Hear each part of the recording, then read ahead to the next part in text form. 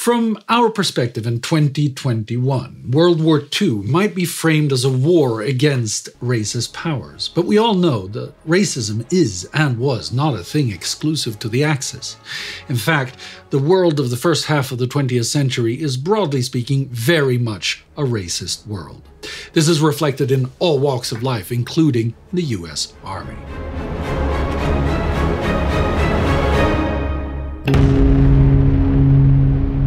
I'm Spartacus Olsson, and this is a World War II special on racism in the United States Army during World War II. It's fair to say that in this war, in the 1940s, there is a huge difference between the racism among the Allies and the racially or ethnically genocidal character of the Axis conquest. Their waves of mass murders are in many ways unprecedented. But when you step back and take a more historical perspective, the lines get a little bit blurrier. Among the United Nations allied countries, a few stand out by not only being racist, but even being powers founded on the premise of racism and exceptionalism. The Netherlands, Belgium, the United Kingdom and her Commonwealth, and France are colonial empires rooted in systemic racial inequality. To create these empires, they have caused massive death among indigenous populations, and they continue to exploit their colonial subjects for economic gain.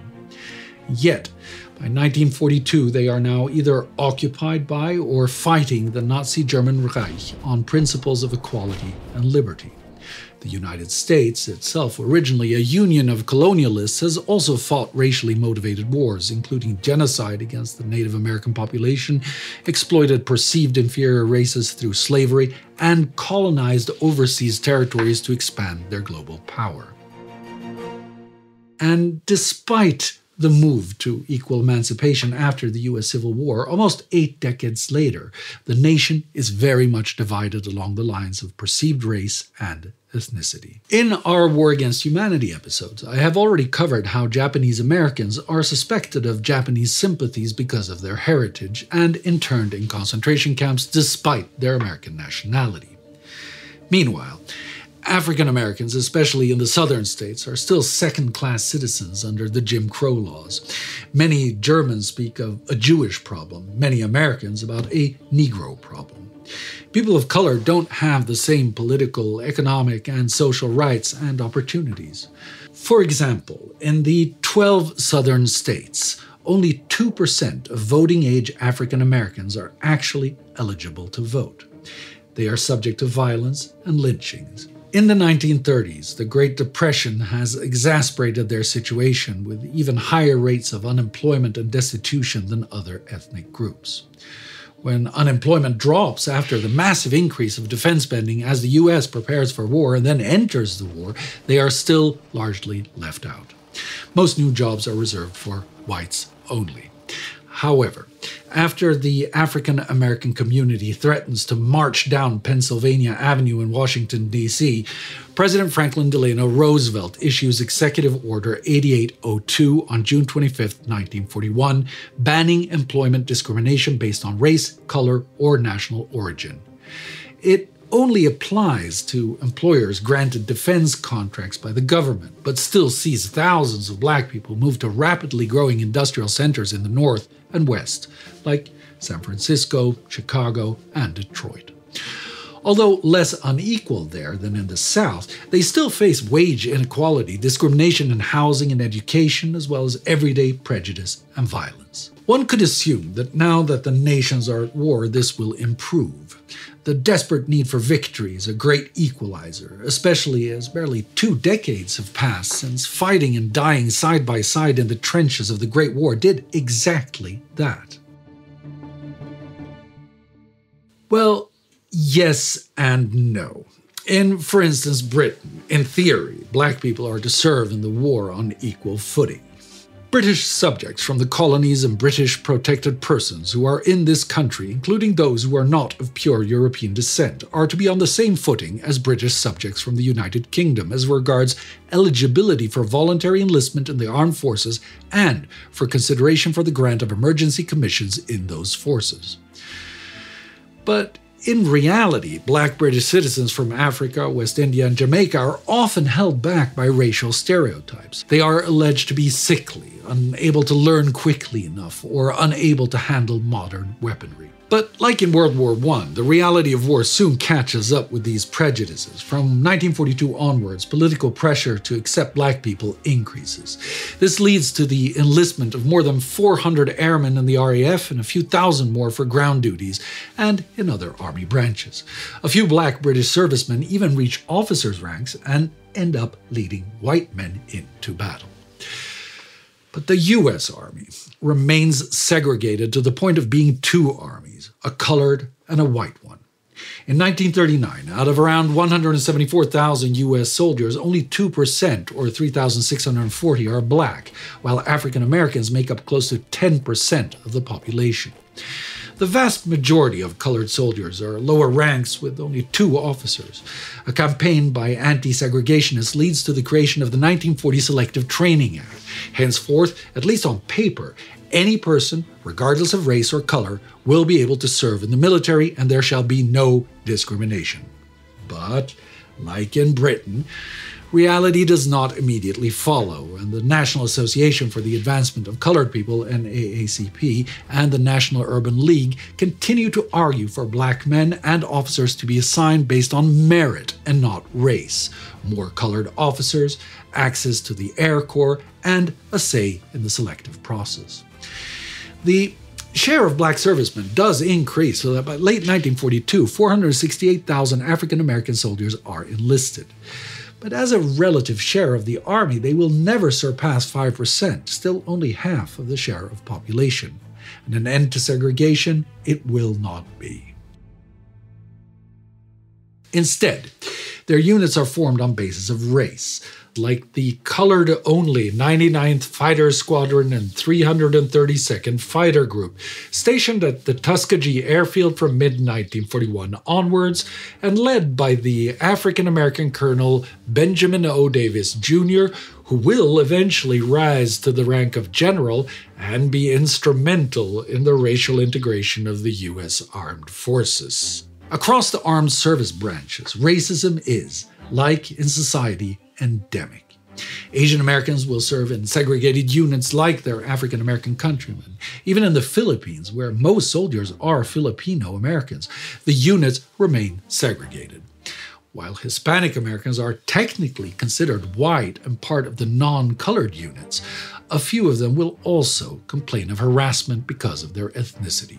Private First Class Norberto Gonzalez, a Cuban-born New Yorker, finds himself at the butt of incessant discrimination in his all-white battalion.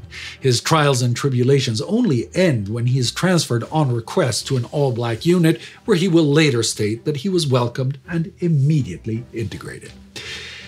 There, on the front lines, these colored units are rarer than you might think. You see, 80% of all black servicemen will never leave the United States, partly because other members of the United Nations, such as Australia, request the US to not send too many people of color to not upset the white population, partly because white officers are opposed to have units of colored people in their ranks.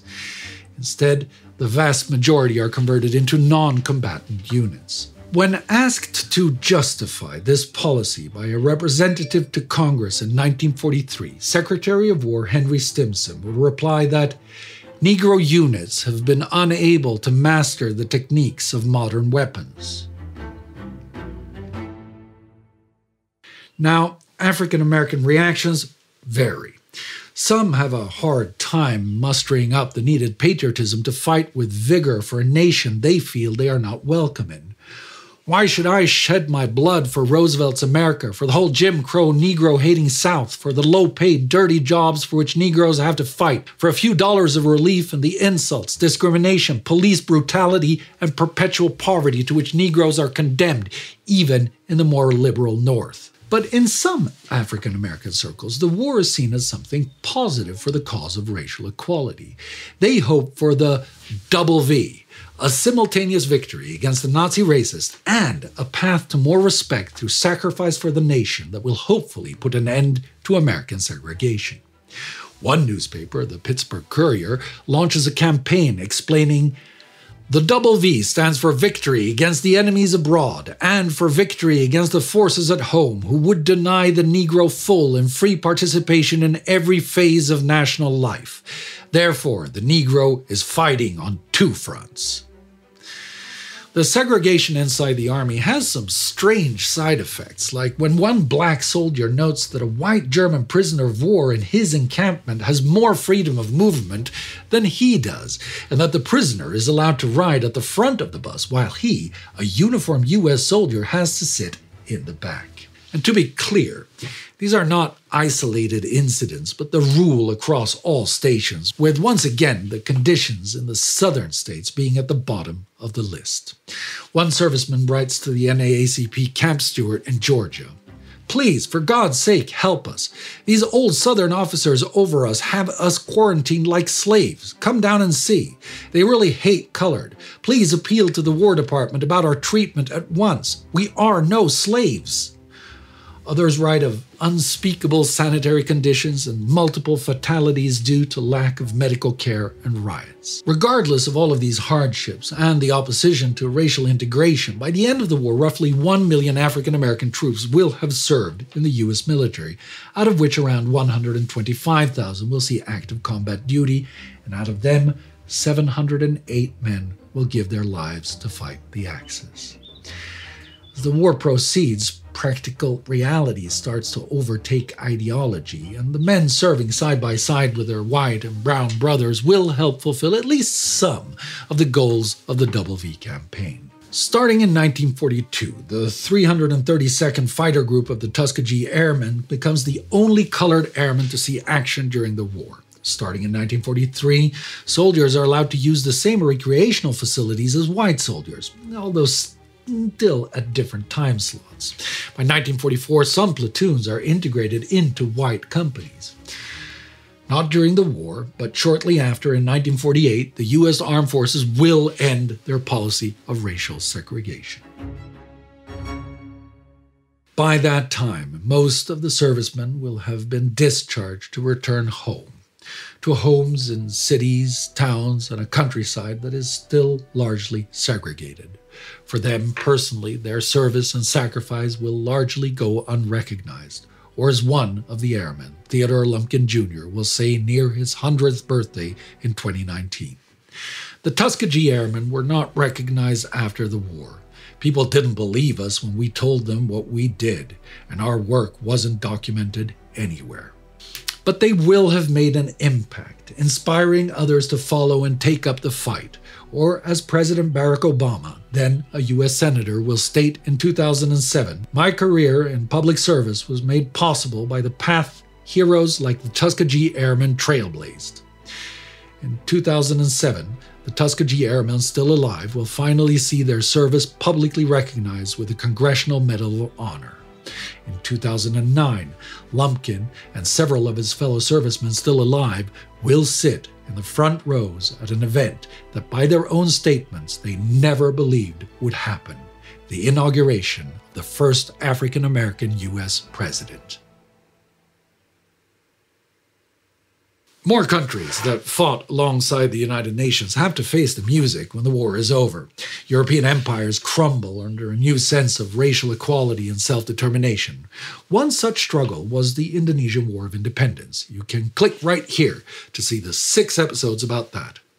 To support our struggle for remembrance, go get some Time Ghost collectibles like these posters here over at the Time Ghost Barracks, and join the Time Ghost Army at patreon.com or timeghost.tv.